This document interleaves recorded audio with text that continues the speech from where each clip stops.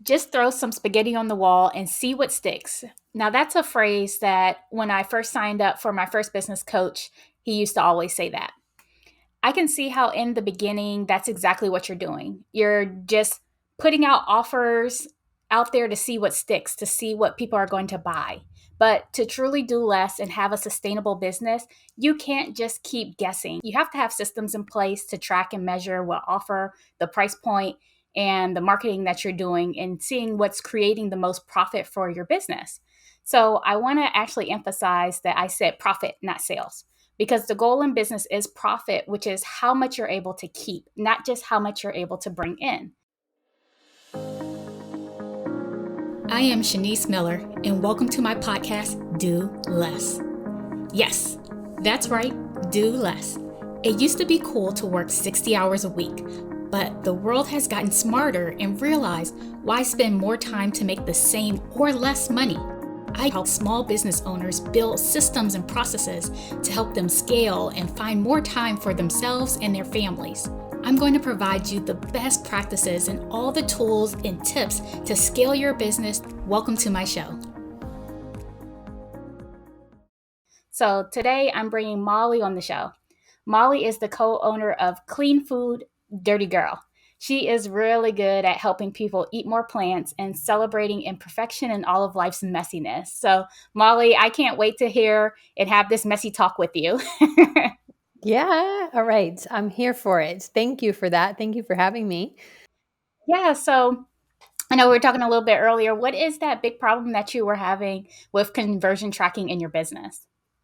So, that's pretty much it. If I had to pinpoint the most challenging thing in our business, it's tracking and conversions, right? Like it's figuring out, okay, what's working, what's not, where are members coming from, where's our traffic coming from, and really just having there be a very clear and easy cut and dry look at where people are coming from and at what point do they sign up. So, there's been a lot of headaches in the business. I've been doing this for a long time, but I would say that that's the one that is giving us the most challenge right now. So, why is it such a challenge to try and figure out where people are coming from?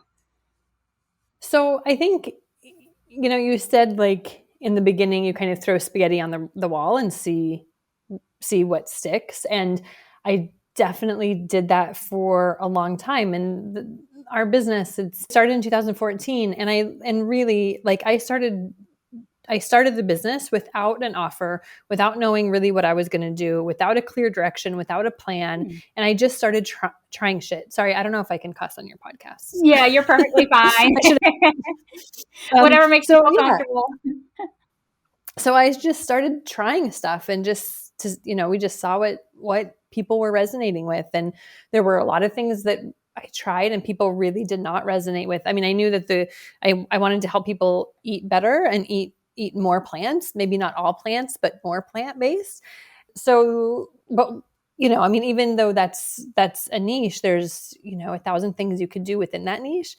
And so our business model and the thing that eventually did stick and how we monetized was offering meal plans to our community. We started a membership model in 2016, and it really happened very like it wasn't like I was like, oh well, meal plans, let's try this and see if that sticks.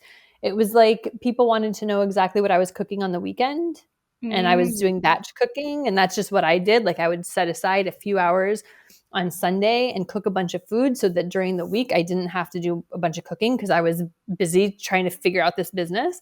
So were you like posting it on Instagram and social media, and that's how you knew like people were wanting to see more of that? Like how did you know people wanted to see more of that? Yeah, so we had a private Facebook group, and I had run a couple different programs. Like I had run like a plant-based kind of reset thing and like a 6-week kind of, like a detox reset type of thing. And so I had run a couple of those, and when people were done with them, they were like, okay, well, what now? Like I want to keep doing this, but like I want to plan on how to eat. So what are you making this weekend? I'm like, oh, well, I can give you the list of stuff I'm making and the grocery list if you want and the recipes. And they're like, yes, totally. I would pay for that. I'm like, really? Because I already do that. And they're like, yes, I would pay for it. So I was like, okay. So I put together like, okay, so if you would pay like a monthly fee for that, I can just give you each week what I'm doing. And Mm, so in the beginning, and they were that's so like, smart. right. And I was like, okay, we'll just see because I'm doing this anyways. And so we set up something that was very basic, and people started signing up for it, and like quickly. And I was like, oh shit, like the spaghetti finally stuck. Like this is what people really want. And so, but what I was doing was, and I'm going to answer your question. I'm just like giving the backstory to this. So, No, I love it. I love um, it. so I started writing out what, the recipes I was making, the grocery list to take to the store, and then the recipes. And it was a very basic thing. And I just converted it into a PDF. And each Thursday night, I would email out the PDF in an email. I love how you And made this so simple. You're telling people like so it simple. doesn't have to be complicated. You can really make good money with something that's very simple. It's just giving people what they want. So you found the offer that really stuck, that people wanted. How Yes, do you know which offers didn't stick that people weren't wanting? because people wouldn't buy it because people just weren't interested in it. People, Okay. like, and I didn't have, I mean, I started out with zero people in like most businesses do, right? Like I was like, all right, well, I'm going to send out a Saturday email because Marie Forleo told me that I should do that. And that sounds like a really good idea. And all the people that I follow online send out an email every week at around the same time, around the same day, and they're consistent with it. So that's the very first thing that I started with. And through that, I would just talk about real life stuff that I was going through, and that kind of gained some traction. And so I slowly and really organically built my audience. But at that point, it was like year two, year and a half, yeah, like a year and a half or 2 years in, I had established a pretty decent size community just by giving people like useful free content. I used to do webinars and have Mhm. no offer. I would just do webinars because they were helpful. And I didn't even do that really because I wanted to be helpful, but I didn't know that you were supposed to sell. Like, I didn't know that the point of a webinar was to sell.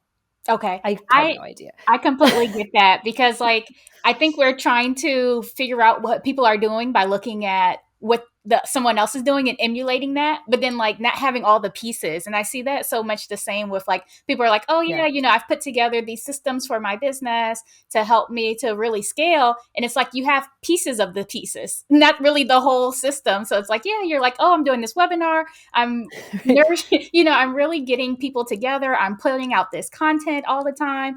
And I know now I realize like I didn't know what I was doing. I'm trying to follow these No people. idea. And Yeah. I'm just really just throwing it at the wall, trying to see what sticks. Nothing's really sticking. Then I find that membership that's actually sticking what people really want, Yeah. recipes, which is so awesome and so Yeah. simple. You're like, I could have just been doing this all along. Because I do this in my regular life, and it wasn't just recipes, it was like the plan. Like, people, I realized, or what people told me was like they don't want to plan anything out. They just want the list of stuff to go to the store, and they want to know how to cook the stuff and put it together. Because And that looking back, saves I'm like, time, and that's how people do less. Yeah, they're like, "I don't right, have to look it exactly. up, just tell me the plan, Yeah. I'll do it." And That's if awesome. I'm already doing it, and if I love doing it, then it was such an obvious thing that I didn't think of. But I think I think that happens, right? Sometimes we're so in it that we can't see like the obvious thing that's in front of you. Like, what are you doing that you like, that you're good at, that your audience would pay for? Like, for me, I was like, obviously it was my meal planning stuff. So, I think it's yeah, the hard things because, that like, didn't, sometimes where I am trying to, like, think of something, like, "Oh, so mm, technical, so cool, this cool sounding name," and I'm thinking that this is yeah, what the audience wants, but it's like, no, until you actually ask and you throw a couple of things, then you see what they want, then you tweak it, you yeah. see more of what they want, ask them what they want, then it's just like, "Okay, that's what they really, really want." Yes, and usually it seems to me that it's the thing that's not very complicated or sexy or super cool or even very innovative. Like, it's usually shit that's like, "Oh, that's okay." Like, I thought it was something else, Like but meal then you have to planning. listen to your audience. Like meal planning. I'm like, "Okay, so I'll just listen to you guys because you know better than me, obviously." And I'm starting to make that money and grow my membership and all of the things. So I mean, I knew that all of the stuff that I tried in the past didn't work just because it was crickets. I'd put something out and then nobody would buy, two people would buy. But I also, like, when I had put something out that did get a little bit of interest, it was like a one-off purchase. And when I was like, oh, well, I could do this as a membership model, I was like, that makes way more sense. If I can produce the content and produce enough content every week to pull that off, then to me, business wise, that made a ton of sense, which is what happened. But to your point with the why is tracking and conversions and all of this so hard, and like figuring out like metrics, why is it so hard? Because it, I started the business out it was very simple. It was taking our members, emailing them once a week, attaching a PDF. But what happened was, as the membership grew and grew and grew, people wanted something a little bit more, not interactive, but they wanted it to be like customizable. Mhm. So like I was creating the recipes and the meal plans for 4, because I'm like, okay, probably the average person doing this will be cooking for 4. And if they're only cooking for 2, then they could cook for 4 and then have leftovers. So I was kind of like working this math out for them. But we had people like, hey, I have a family of 8, or I'm only cooking for 1. Like, and it's hard for me to do the math on all of these recipes. So can you offer something that like scales them?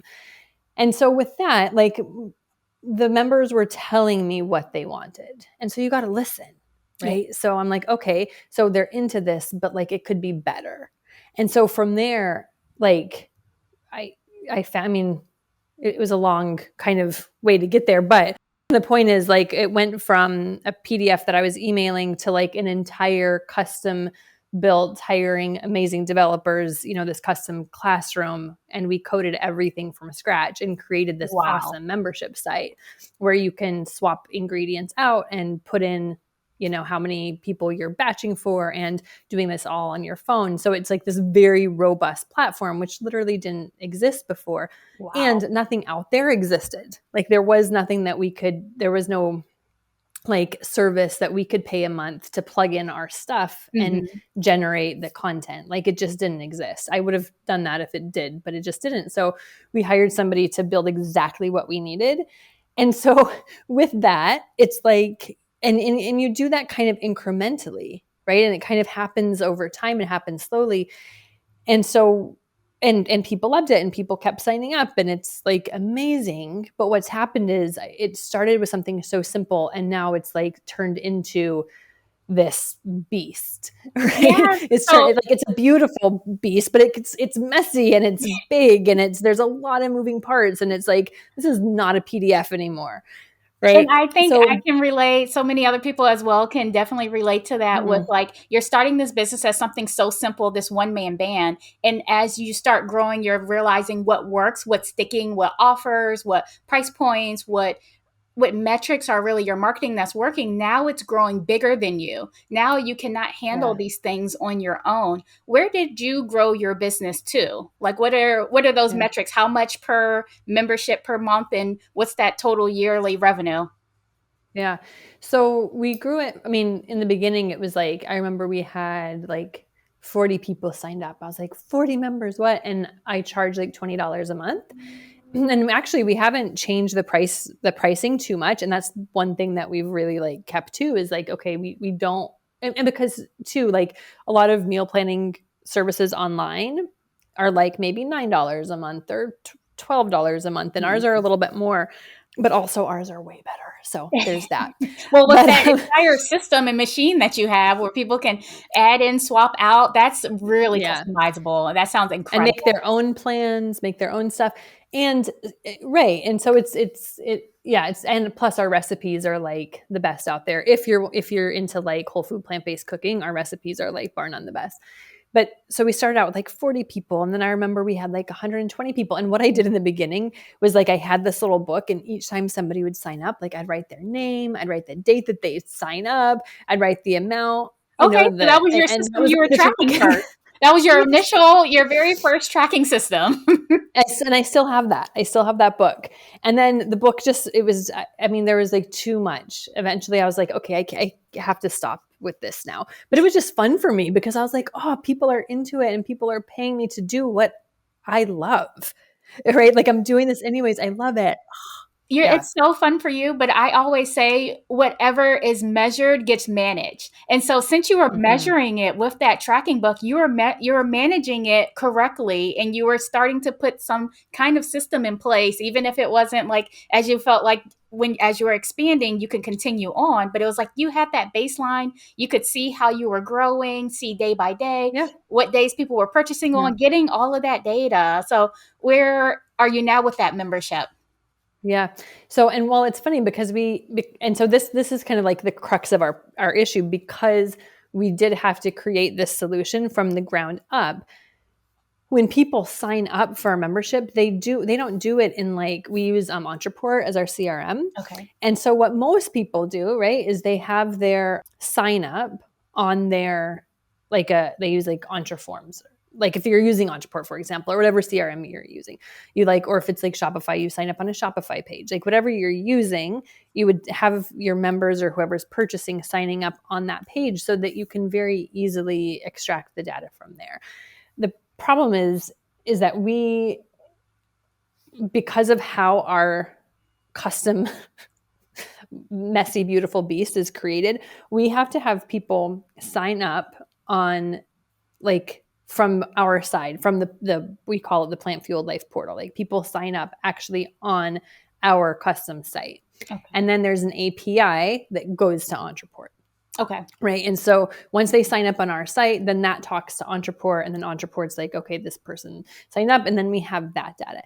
However, the API doesn't work the other way around. And this is like getting a little bit into the weeds, but like if I was to put up an Entre form or an Entre page form, I think they're Entre forms, and people signed up on Entreport, it would be much easier to track and do like beautiful, robust, and effective funnels.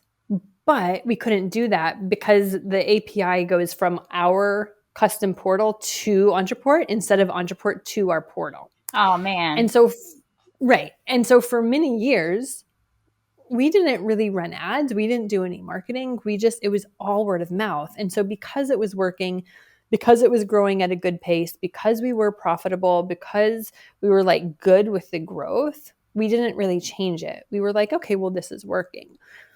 And so now, like last year, we were to the point, like, and then like COVID hit and our business went through the roof because people all of a sudden, like, they need to learn how to cook and they have time and they want to learn how Yes. to eat healthy food and boost their immune system. And they have all this time on their hand. And then after COVID, we started to dip and people were like, I don't want to cook anymore. Like, I'm sick of being in my kitchen. Like, I'm canceling this membership.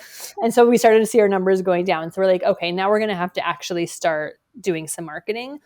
And we found it really hard to do because we couldn't set up funnels because people weren't signing up from Entreport directly.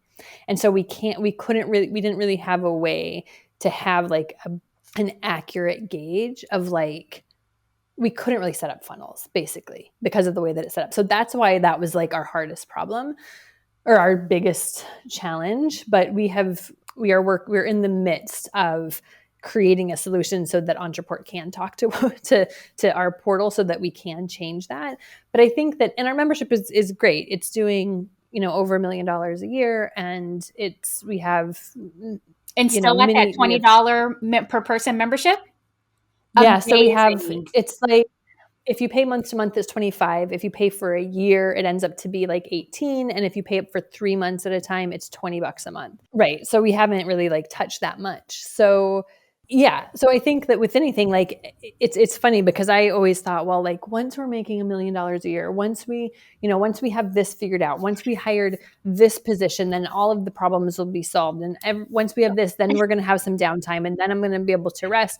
And it's like with each stage, there's just another issue. It's It just another never level. ends. You hit a different plateau. You reach another Yeah. ceiling, and you need Yeah. new systems.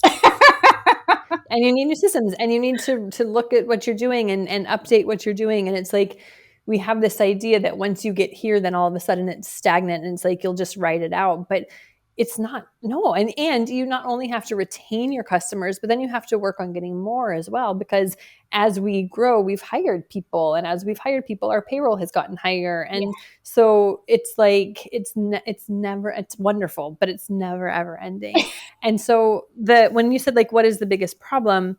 I guess there's a few ways to answer it, but I would say like marketing, but not necessarily, because I think that we will do really well with marketing once we can track and really have a good sense on what's working, what's not, and making really data-based decisions. And that's been the kind of the missing piece from our business so far that we are now working on. Okay, I was going to say, so what are you doing to solve it? Because you can't just leave me on Yeah. this cliffhanger.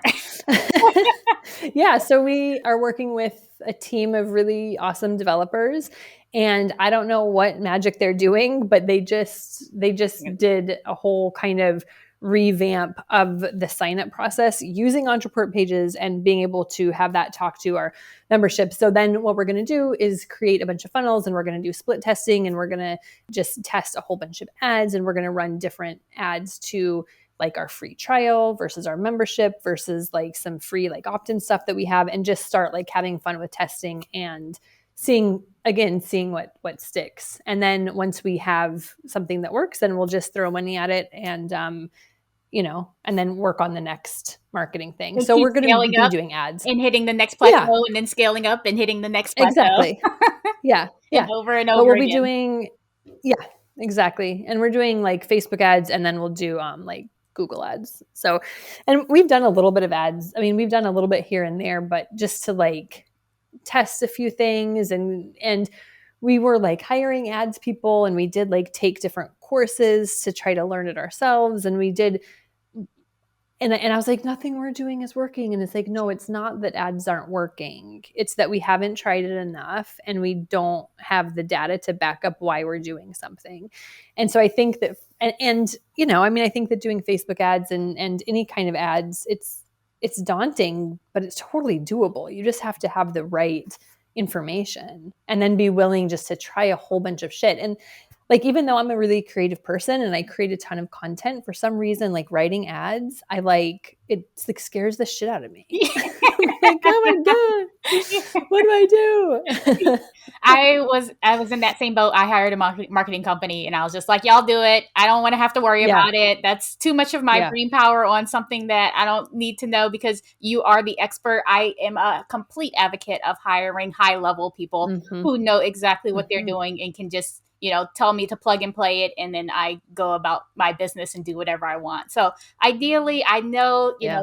you're continuing to scale up. You're going to add the Facebook ads to your business. Where is it that you want to be ideally? What kind of life do you want? What kind of life do I want? I don't know. The life that I have is pretty awesome right now. I told you in the beginning of the conversation, like I'm staying at in a castle in France, like an hour outside of Paris. And I was just having dinner with the owners, and I was like, okay, so when was this castle built? And they're like, oh, it's like 600 years ago. I'm like, oh, really? So that means that you're going to have to give us a castle tour so we can all live Yes, vicariously through you. it's very big, very grand, a lot of marble. But I think, as far as I mean, I do have some goals, but my goal was always to not work for anybody except for maybe our members, because I work for our community and I work for our members, but not to have a boss. And I wanted to be able to work from anywhere in the world. I wanted to be able to work from my laptop. I wanted to have an awesome team, and I wanted a sustaining business that ultimately helped people get healthier. And so if I look at all of that, I'm like, I'm living that, right? And so my life is pretty awesome. I think that I have done a lot with the business, and I've learned so much. The other thing that I do is life coaching. So I want to explore more with that. Okay. And I would also like to make a lot more money in our business, and like we pay our employees really well, but I would like to pay them like an insane amount of money. I want to Okay. just pay them so well. So, I mean, I have like a crazy number in mind, but I'm like, I want to make $30 million a year in this business. Why? Why? Because how fun would that be? And how many, like, if I was making $30 million a year, okay, so that's like, not even profit, but let's just say we're bringing in like 30 million before everything, right? Even that, imagine like how well I could pay our employees, how many people I'd be serving, and how much fun it would be to be able to, and like how much I would have to grow to reach those numbers. So I just feel like it's a fun goal to have. And if I don't make it, then that's okay too. But I think that sounds like a really fun number. Okay, well, I absolutely love having this chat with you today. So if someone wants to know more about you, Molly, where can they go to find you? So cleanfooddirtygirl.com. And we have like free recipes. We have a blog with really good information. You can sign up for our free trial. And then there's also links there to our Instagram and all of our social stuff. So cleanfooddirtygirl.com. I don't know why, but I just love that name, Clean Food Dirty Girl. It just like brings me so much joy for some odd reason. But thank I you so love much it. for Yeah. coming on. Not everybody loves that name, let me tell you. So it's been a good thing to like weed people out, right? So it's been a good name. I like the name too. But thank you for saying that. And thank you for having me. It's been so much fun chatting with you. Yes, well, this has been an amazing episode of Do Less with me, Shanice Miller. Share this episode with anyone who needs this today. Leave a 5-star rating and review. And remember, if you're an entrepreneur and you need to do less in your business, click the link in the description to work with me.